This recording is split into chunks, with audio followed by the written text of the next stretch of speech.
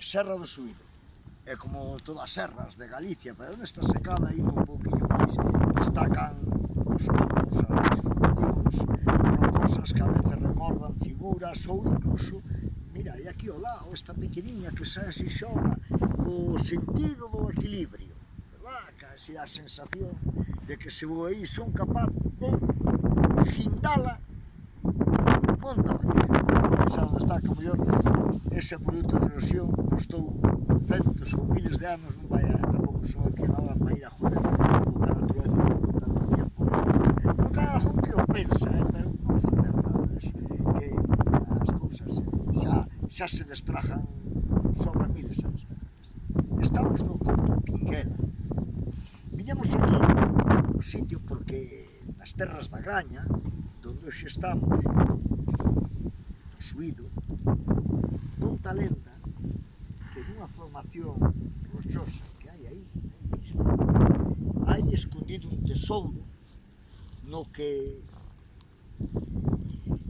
ese tesouro, esa laxe, ese peredo, está cheo de ouro. Ou ben tamén de desgracias. E conta a leyenda, a Graña, como moitos sitios de Galicia, que se rompes a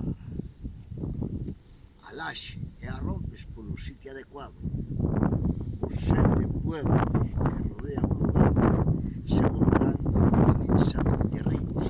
Pero en toda lenda sempre hai, ou eses seres máxicos buscaron sacarnos desas tentacións. Tamén dice, cuidado, que se te equivocas, que se chuma de alcatrán, que se lume, que se fuego, varía según os sitios de Galicia donde escoites ou que che escoite.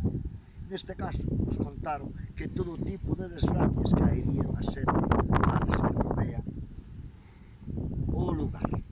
Por lo tanto, eu deixo aquí, non sei se habrá tesouro, pero que maior tesouro que ver a inmensidade de todo este altiplano que fai a Serra do Suído. É un verdadero placer. Deixo-vos. Quedai con Dios e moi boa